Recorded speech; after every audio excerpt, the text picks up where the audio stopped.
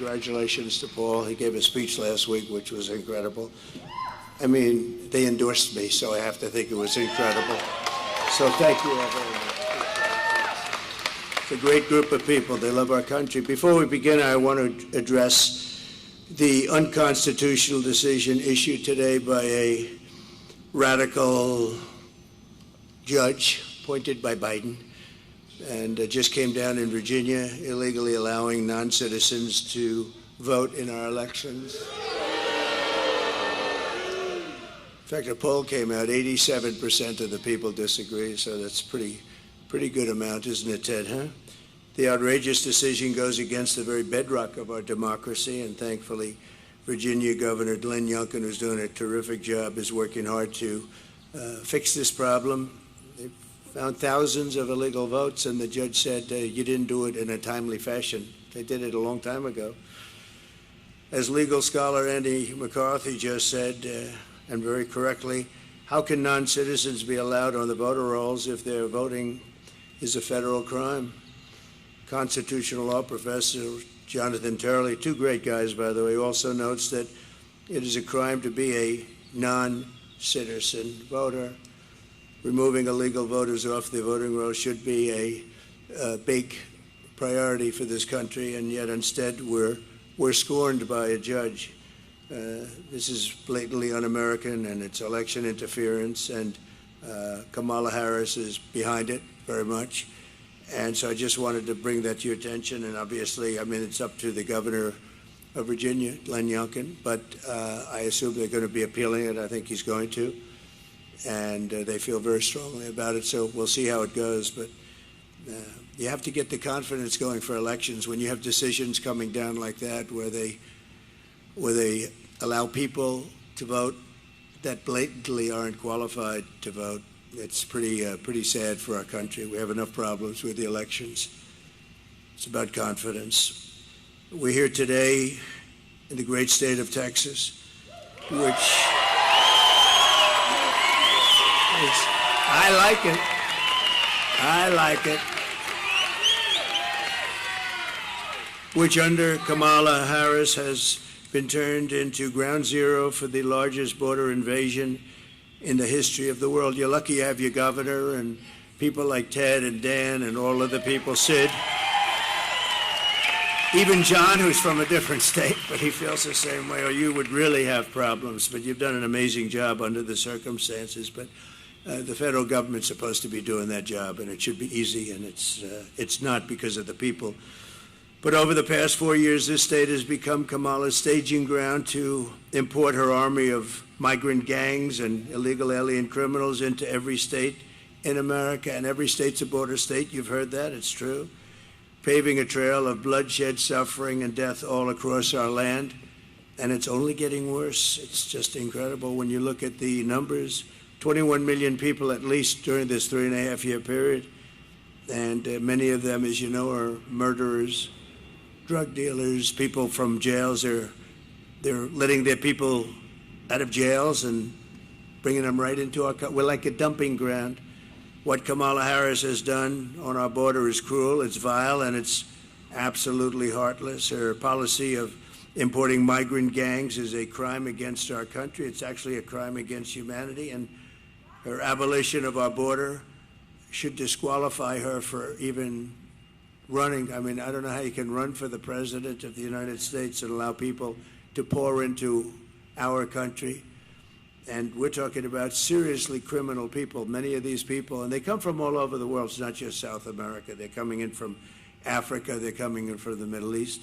The Congo, that's a hot place right now. A lot of people coming in from prisons in the Congo. They're coming into our country. It's not even believable, actually, when you think, you're standing up here, you're saying this stuff, John Barrasso, but you're saying this, and you say to yourself, is it even believable? It's sort of like, actually in a smaller way, but still very important, men playing in women's sports. Who would want that? But, 10 years ago, you would never say that, and then you have the transgender operations all over the place, and you're saying this, and you have parental guidance, and we want our child to be parentally guided And you have to make apologies for the fact that they're not, but they're going to be, and we're going to bring that back. We want our parents. We want our parents. But you know, if you go back 10 years or 15 years ago, if you ever made a speech like that, they'd say, this guy's crazy. What is he talking about? Those things would never happen, and they didn't happen until a certain time ago with the radical left. No person who is responsible for so much bloodshed on our own soil can ever be allowed to become president of the United States. And I think she's coming here today. She doesn't want to go to a swing state because she's losing so badly in those states. So she decided to come to Texas, and I'm sure she'll be treated very nicely. Today, she picked the wrong place. I think she picked the wrong place. What do I know about politics? I haven't done it that long, actually. But today, Kamala is here in Texas to rub shoulders with woke celebrities. Isn't that exciting? But she's not going to meet with any of the victims of migrant crime while she's here. We have many of them right here, the families. We have many of them. And they're incredible people, what they've gone through, the hell that they've gone through, and will continue to go through, unfortunately. She'll not speak to the grieving mothers from whom she has stolen the brightest light in their life. She was in charge of this border, and she doesn't like being called border czar anymore. She didn't mind it almost 4 years ago, but now she doesn't like it. But you don't need that term. She was in charge of the border. She never came here, and she never made one call to these people behind me or anybody in the group. Not one call. She's in charge. She deals with Border Patrol. She hasn't made, Paul, not one call in 4 years. So we're joined today by a Texas mom, Alexis Nungary from Houston, a great woman. This past June, thank you. Great one. Where is Alexis? Where is she? Come up here, Alexis. Come up here. So this past June, Alexis's 12-year-old daughter, her precious angel, as you say, Jocelyn. We all called her that. We feel we know Jocelyn. And she's had a big impact, Alexis. You know that, right? She's had a big impact. Walked to a nearby convenience store. Jocelyn was kidnapped, tied up, assaulted, and I'm not going any further than that. I'm standing with the mother. And horrible things happened to her, to that young, beautiful girl. And the animals arrested for Jocelyn's barbaric murder are 2 illegal aliens believed to be members of the savage Venezuelan prison gang known as Tren de Aragua. And they're all over the place now. They're all over our country. They were in Aurora, but Aurora is now the least of it. They've taken over buildings in Aurora. The government, a radical left Democrat, weak person, doesn't know quite what to do. He's always got a big mouth when he talks about other things, but he has no idea what to do. And they have weapons of military grade. You say, how did they get those weapons? These monsters were in Border Patrol custody, but under a program Kamala Harris created to abolish detention for fighting-aged men, whatever that means, and give them free and automatic entry into the United States. The killers were released into our country, and Alexis, we cannot begin to imagine your pain. And if you'd like to say a few words, would you like to? Would you? Thank you. Thank you, Doug.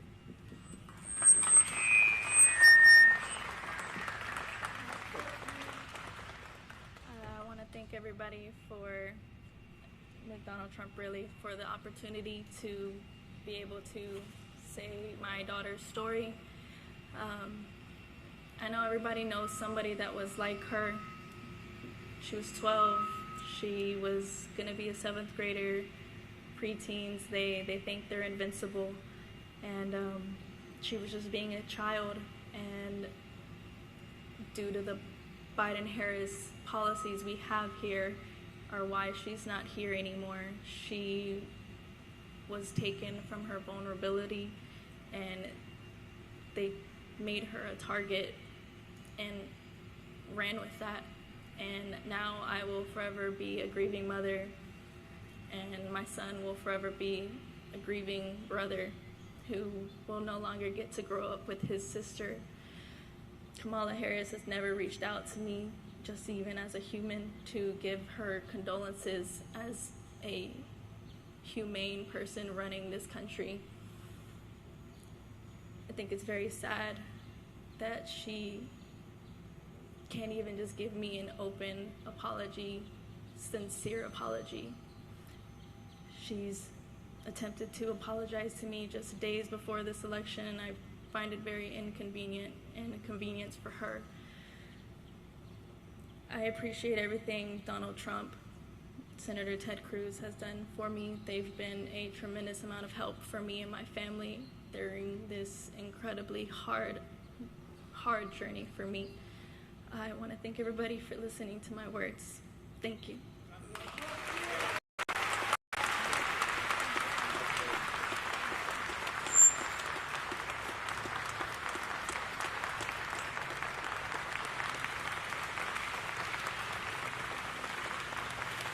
So I want to thank you, Alexis, and we will never forget Jocelyn. We're not going to. We've all seen her picture. It's blazed into our minds, and the violence and viciousness, and nobody calls, nobody talks. And we have many others like that. The 13 soldiers that were killed so horribly in Afghanistan, nobody called them. Nobody calls them. But certain people they call, but they don't call them. They weren't called. They weren't treated properly. They were treated very badly, actually. And many others, including some of the people in this room, nobody calls. I don't know, just from a human standpoint, I call. It's like, you can't do much because it's done. We could have done much if we were running things, Ted. We would have had strong borders. We would have had all the things. At least they would have had a real good chance of not having been caught up in this crime wave that's happening. It's a crime wave. The number of people coming in, we have no idea what the number is. I say 21 million. A lot of people think it's more than that. And then you start talking about the gotaways. I think the gotaways could be, Dan, double that. Who knows what it is? They're running into the country. We have no idea. That we call them from parts. I call them from parts unknown. As of 2 weeks ago, Tom Homan told me it was 181 countries were represented and people pouring in. So it's no longer just a small group of people from the 3 or 4 countries that we're accustomed to talking about. In an interview last week, Kamala Harris was asked directly if she would apologize to Alexis for letting in the savage killer that took Jocelyn's life, and Kamala Harris refused to take any responsibility whatsoever. She refused to own up to the fact that open borders and totally unchecked, it's not even open borders. Open borders are horrible, and how stupid are they? How stupid. We're the only country in the world that has this. But they don't even check them, they don't vet them, they don't know who they are, they don't know where they're going. They just come in, and then they fly them over, you know? When the border got a little bit tougher because people were getting angry and just, we had citizens standing at the border wanting to do, and then they get in trouble because they want to do the job the federal government's supposed to be doing. But she refused to own up to it. And last night she said she wants to make strong borders. I mean, what she did last night and the night before, the town hall with Cooper was just unbelievable. Allison Cooper got so angry. But think of it, never an apology, never a phone call to anybody, So thank you very much, Alexis. We're going to get this thing straightened out. We're going to get it straightened out. We got to get it straightened out.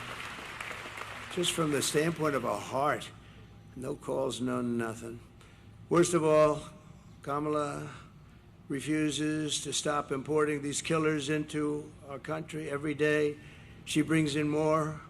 She's got no remorse at all for the innocent blood that's on her hands, and the blood is on her hands, and Biden too, but Biden doesn't know where the hell he is, so what difference? I just saw him. He's making a speech somewhere, and he screwed it up pretty badly. But he's got his glasses, the whole deal, you know, standing outside, wind blowing. He doesn't look great for us. He doesn't look, that's not what we want. That's not what we want. President Xi used to look at him and still does, I guess, right? But He used to just, he just said, oh, this makes me so happy, he says. And Putin and the whole group, Kim Jong-un, they're tough guys out there. They're tough and they're smart and they're streetwise and they're at the top of their game. And we don't have that. That's very nice. Thank you. What a good line that she said, that's why we have you. Thank you very much. Wow. Do you know that woman? You know that one? That's very good. Thank you. It's very nice. Thank you very much. 2 days ago, she said she could not think of any mistakes that she's made. She was asked a question, can you think of anything that you would do different? Can you think of any mistakes that you've made? Now, actually, she couldn't think of it. It's about as good.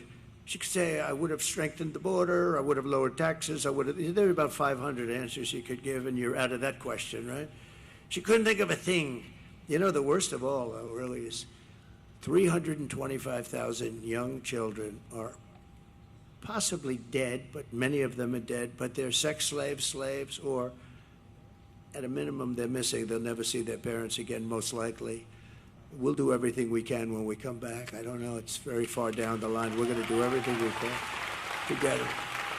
But think of what that number represents, Dan. 325,000. And the fake news media doesn't even talk about it. If that were a Republican instead, it would be the biggest scandal in history. It would be the equivalent of nothing else. And they don't even talk about it. They cannot talk about 325,000 for you people are missing. Think of that, are missing, and probably will never be seen again, most of them. But we're going to do the best we can. It's a tough assignment. But most of them, they're probably dead. Under Border Czar Harris, there are 13,099 illegal aliens convicted of murder that were released from jails and prisons and penitentiaries, and they were set loose into the United States of America. We're like a garbage can. We're like a garbage can. First time I said it was last night. Gave a speech in Las Vegas. 29,000 people. It was an arena. We set the arena record. That was a big deal arena, too. We set the record, but it was an amazing crowd. The first time I ever said it, I don't know, it just came out, garbage can. We're like a garbage can for the rest of the world to dump the people that they don't want. Do you know what they save on that? Their mental institutions are being emptied out. Their jails and prisons are being emptied out. And their gangs and their drug dealers and everybody's being taken off the streets. And Venezuelan crime is down 72%. Can you believe it? Well, that's because they don't, the criminals are being put here. If we don't win this election, we're going to go to Venezuela next year, Ted, and we're going to celebrate there because it's going to be much safer than our country, okay? Is that a deal? We'll all go together. No, it's just so bad. Well, I have to tell you, I'm not supposed to say it, but we are winning by a lot, actually.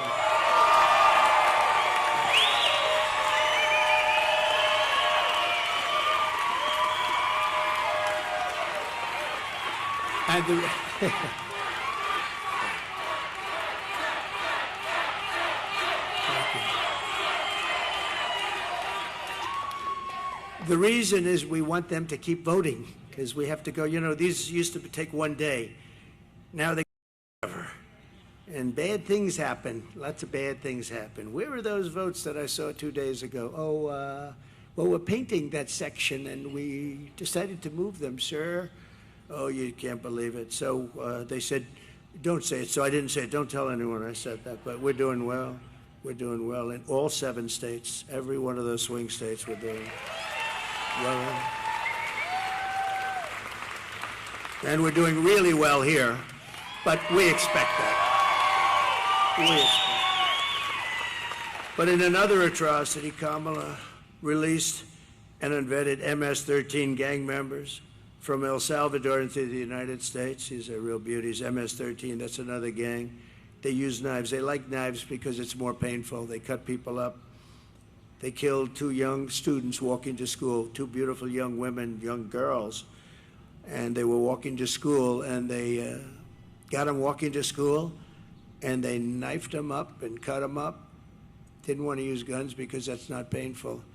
And you know who got rid of them? ICE, their friends from from ICE. They work so well together. And Kamala wants, ICE is, you know what ICE is? Tough people that love our country. They have to be tough. Because I know a lot of tough people right up here. You don't want to do what they do. They got to be tough. And they've done a great job, but they did a very good job here. But the animal that went on to attack and tie up a 20-year-old autistic woman in Maryland before, raping her and then strangled her to death very violently in front of numerous people, and actually put it on tape. These are the people we're bringing into our country. In New York this past summer, an illegal alien released into our custody and came into our country by Kamala. You know, I never use the word Harris because nobody knows who I'm talking about.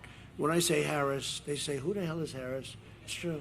If I said VP Harris, nobody knows who it is. Can you believe she's a VP? A VP, how about the guy she's got? That's worse. I'm not sure. It might be worse than her. Well, she lived by the old adage, always get yourself a bad VP. And she's got one. We were very happy when we heard that choice, but we didn't know he was as bad as he did. He's a disaster. But Kamala approached two 13-year-old children with, think of this, these people that she let in with machetes, knives, guns, in broad daylight, forced them into the woods, tied them up together, their wrists, everything, raped the young girl, park, filmed the entire thing, put it on camera, put it out for everybody to see, badly injured this person and somebody with her too, really badly. In Georgia this year, and you know this, everybody knows this, except Biden, he didn't know how to pronounce her name after pressure because he didn't talk about it either, Alexis. He refused to talk about it. Then he was actually forced to because it got so crazy. But in Georgia this year, an illegal alien criminal with ties to Trinidad, Aragua, kidnapped, assaulted, and murdered a brilliant young nursing student, Laken Riley, you remember? Laken Riley, who was a beautiful, I got to meet the parents a couple of times, they're incredible, but they're like devastated. You know, you can't really say, oh, well, everything will be, it's not gonna be okay, it's not good, it's just, you can't really, there's nothing you can say, really. A lot of times they say, like to Alexis, what can I say? The only thing we can do is do something about it so it doesn't happen again, you know, and so we can do it. But she murdered her while she was out on a run. She wanted to keep herself in good shape, and they got her. Her killer was yet another monster released into America through this open border policy of Kamala and her group of radical left idiots. Under the Trump administration, we will end this migrant invasion and we will deport every last criminal alien, targeting our daughters and our children, our families, other people's families. They're going to be gone. They're going to be gone fast. Some are so violent, you know, we can't let them go. We can't send them in because they'll come back. But we have some pretty strong policies that we're putting into place immediately on January 20th. We're honored to be joined by many of the incredible Border Patrol agents and law enforcement heroes who will help us restore safety to America. And I'd like to invite a very special person. He made such a good speech last night. They endorsed me. And this gentleman made a very good speech. I said, you know, I'm going to have to go back and start practicing. Ted, you and I are going to have to practice a little bit. But Paul Perez just assumed the big power position from Brandon, who was a fantastic guy. He's still involved in so many ways, but they endorsed me, something they're not really probably even supposed to do. I won't get into that. But they love the country. And in endorsing, they said very bad things about her. They don't want to say bad things either. They want to say great things. Even me, I didn't know I was going to do this. We had a very good first election. We had a much better second election. We got close to 12 million votes more than we did the first time, the highest number in history. And okay. And then I saw what was happening with the country. It was so bad and so incompetent. It didn't take long. I would have preferred that the country was really well run. John, I would have preferred it. If the country was really, if Biden got in there and he was a great president, I would have actually preferred it. And right now I'd be on a beach or a golf course or something. I'd be doing something else. But I'd rather be in Texas with you, I can tell you that. I'd rather be in Texas with you because we're going to make our country great again, and we're going to do it. And if I could ask Paul just to come up and say a few words, and I appreciate very much the endorsement, Paul. Thank you very much. Please. Thank you, President. Thank you, President. I really respect the fact that you came out to Texas to highlight migrant crime, illegal alien crime. We've got some good people here in the front row that have been supporting the governor's efforts to do the federal government's job. And so we really appreciate that. But I want to talk about the person that's going to be coming to Houston tonight, not to apologize or highlight illegal alien crime, but to party like a fool on stage with celebrities. Instead of apologizing to the families, this is somebody who likes to brag about being a former federal prosecutor who prosecuted transnational gangs and cartel members.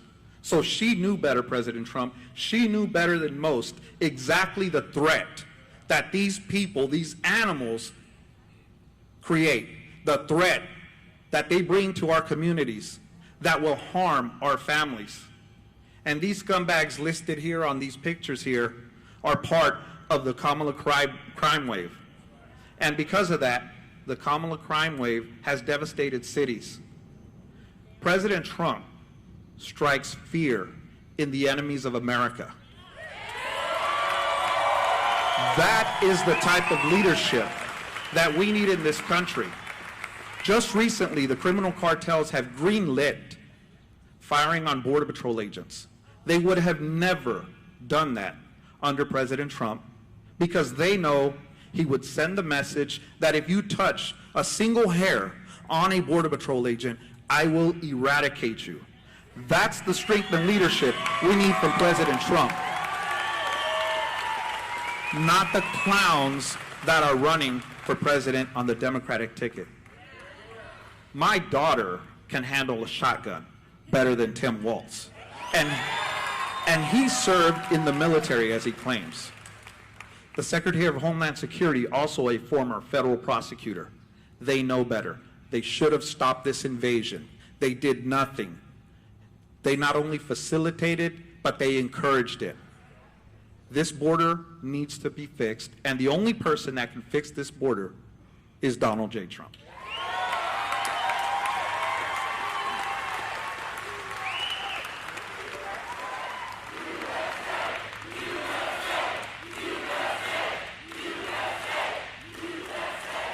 Thank you very much. Paul, thank you very much. Boy, it's you can't say it better. You can't say it better. And they really know the subject. If they thought somebody was slightly better, that's what they want. They just want it fixed. And their job's a lot easier just to let everybody pour through. It's a tough job when you do it right, but that's what they want. They love the country. This is just a great group. I've gotten to know them so well over the years. I did call them a lot. And we had the safest border. We put down my all-time favorite chart. Without that chart, I wouldn't be standing here, Dan. But that chart basically showed we had the lowest, and it was done by Border Patrol. We had the lowest number of illegal migrants. We had the lowest number of drugs in many years, and all of the different categories were number one. The day I left, and I said, we're going to have to come back. We're going to have to do it, and we'll do it even better because we really have experience now that we didn't have then.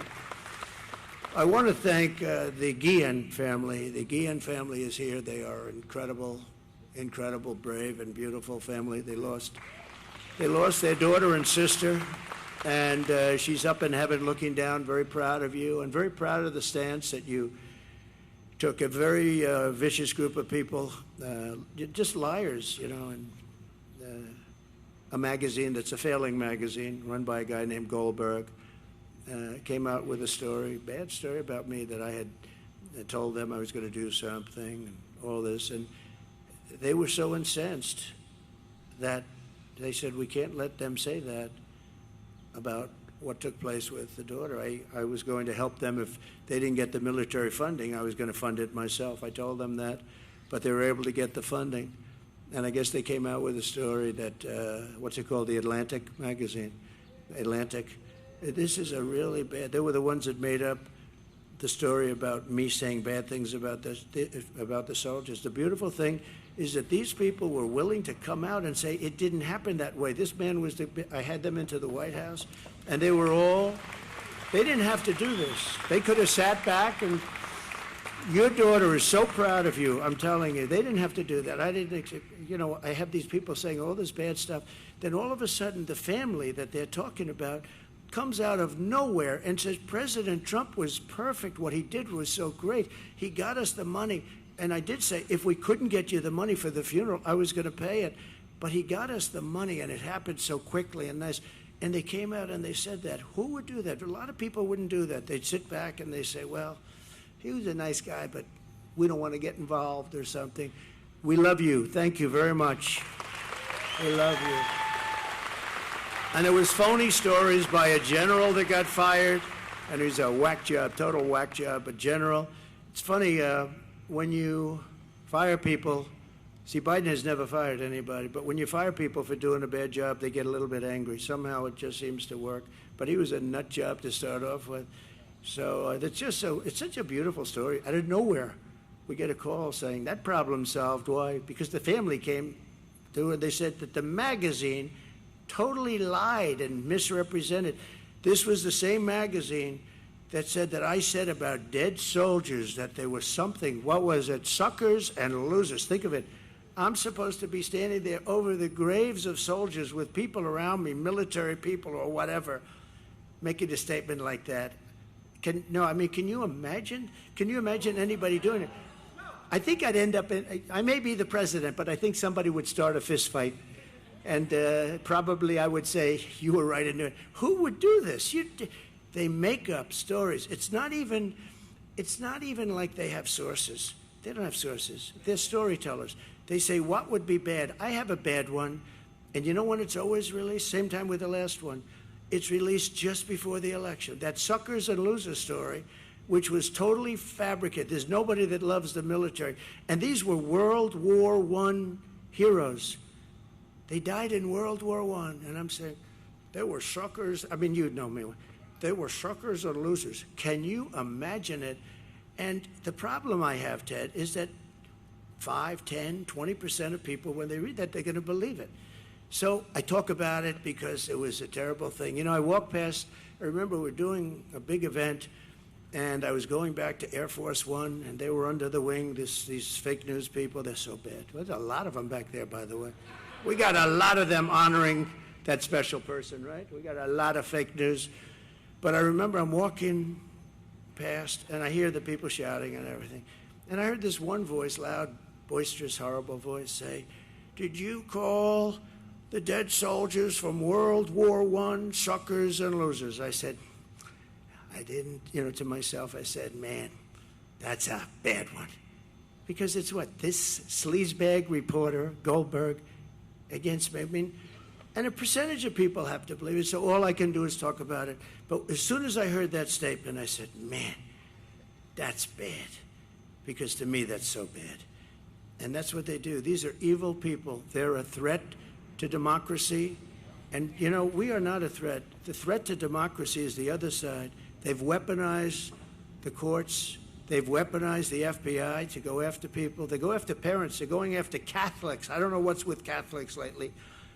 But if you're Catholic, you're being persecuted. Anybody that votes as a Catholic for this horrible candidate that can't put two sentences together, she can't speak. She can't put two sentences together.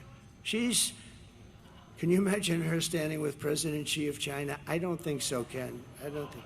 He would be a very happy man. But hopefully that won't happen, and based on the first 4 days, it's not going to happen. I want to thank some of the special guests we have, Senator Ted Cruz for being here, Senator Ted. And it's hard to believe he's in a race because, honestly, I don't know who would want to run against him because he's really a great senator.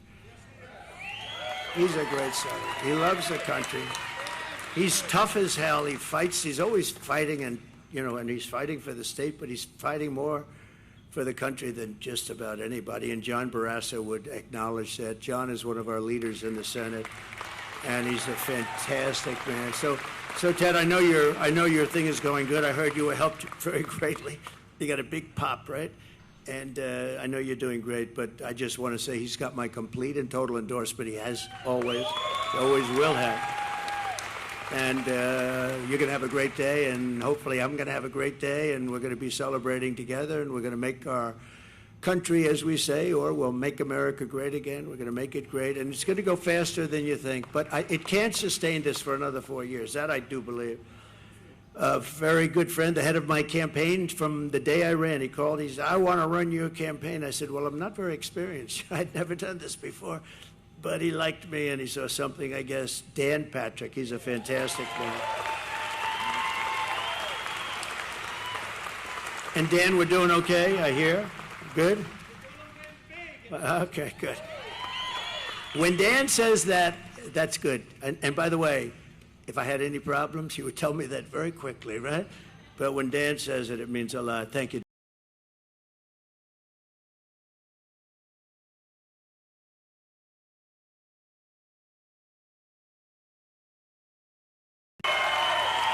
Thank you. That's pretty good. That's pretty good. That's pretty good. You see, when they go after people with bullshit, they become very popular, and that's what happened to Ken. Ken was made to suffer for a long period of time, but it worked out very well. And I stuck by him, and other people stuck by him. Some of the people right there stuck by him, including that one right there. So I think Ken, I said, he's a great attorney general. You got to stick by your attorney generals, and I'm very happy the way that all worked out. But you went through a lot, right? And that's why they love you, because they understand that. Agriculture Commissioner, another friend of mine, Sid Miller. The first time I saw Sid, he was on television. Alexis, he was on television, and I didn't know him at all. He was on Deface the Nation. Ladies and gentlemen, Sid Miller on Deface the Nation. That's the name I call it. They don't like it. They spend millions on PR, and then I get on and say, Deface the Nation. But they do deface the nation, and the others are just as bad. But he was on there, and they said, well, Trump is going to be in a tight race. This is when I first ran in Texas, and we had an event, and we had a line that went 10 miles long to get into a stadium, and they couldn't even get in. And he looks at the anchor. He said, listen, I'm from Texas. He said, that beautiful hat on. I love that hat. I'd love to wear it, but it wouldn't work for me, I don't think, Ken would. Ken would say, it's no good for you. Take it off, please. But now he said, I don't know where you come from, but you don't come from Texas, because this guy's going to win in a landslide. And we won in a landslide, right? So thank you. Thank you. Sid's a great guy. Thank you, Sid. Appreciate it. Land Commissioner Dawn. Oh, I like that. I'd love to be Land Commissioner. I love real estate. Land Commissioner Dawn Buckingham. Thank you, Dawn. Great. Doing a good job. I hear that from everybody. And Chairman of the Texas Republican Party, Abraham George. Thank you. Thank you very much. Thank you. Good job. So just in closing, thank you, Abraham. Great job. Immediately upon taking the oath of office, I will launch the largest deportation program in American history. We will put, and I don't like saying that, the record is Dwight Eisenhower, who was essentially a moderate, good president. General Eisenhower, good president, good general, probably a very good general, right? Better than he gets credit. He never got credit for a lot of things. He built the interstate system, actually. He should get a lot of credit. But he was a very good president. But he was a moderate guy. But he has the record for deportation because he could not stand people pouring into the country. And I think we'll break that record. Not that I want to break it, but we have no choice. We have to get all of these criminals, these murderers and drug dealers and everything. We're getting them out. And we'll put these vicious and bloodthirsty criminals in jail or kick them the hell out of our country, and we'll get them out. Ideally, we want to get them out because we don't want to have to pay for their room and board for the next 50 years, right? To expedite removals of the Trinidad Aragua group and the MS-13 other savage gangs, I'll invoke the Alien Enemies Act of 1798. Did you know that? I had to go back that far. We couldn't find anything because modern day politicians, even sort of old time, nobody had the courage of these original people. So we had to go back to 1798, and it gives you the power to target and dismantle every migrant criminal network operating on American soil, and you can get them out, and there's no problem. And at least you can't say that it hasn't been around for a while. That's something, right? And if they come back into our country, it's an automatic 10 years in jail with no possibility for parole. So, you know, because a lot of people, what happened, and it happened with Eisenhower, you'd take them out, they'd come back in, they kept coming in. So he kept bringing them further away. At some point, they didn't come back. But I'm going to do it differently. It's a 10-year system of you're in prison for 10 years with no parole. And I'm hereby calling for the death penalty for any migrant that kills an American citizen or a law enforcement officer.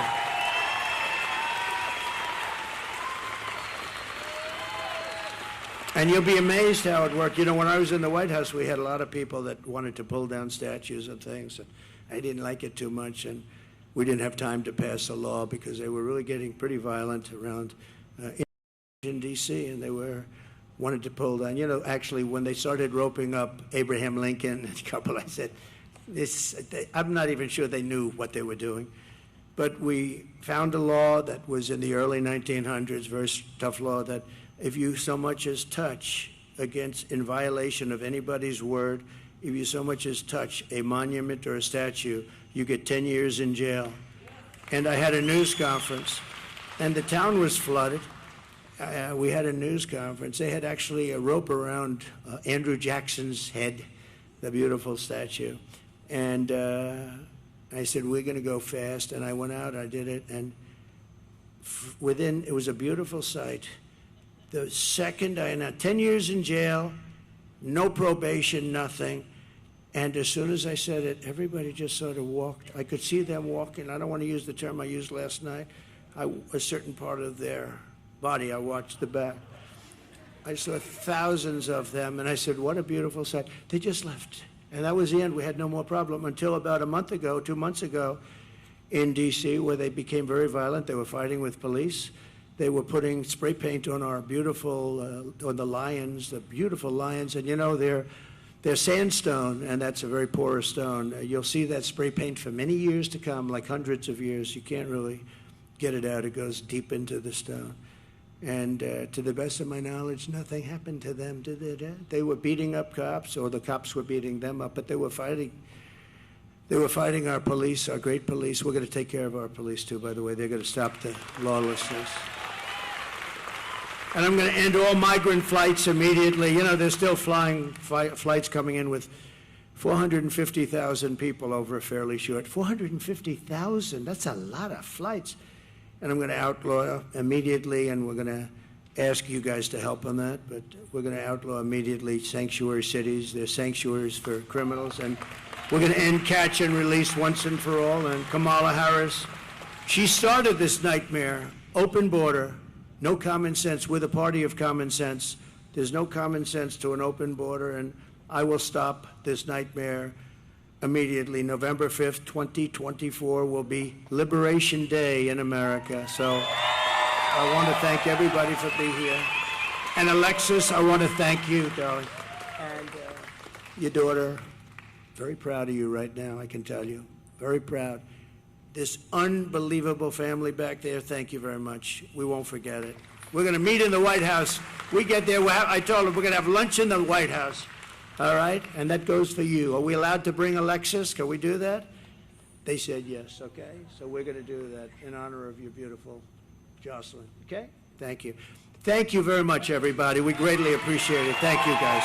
Thank you, Ted. Thank you, everybody. Thank you very much.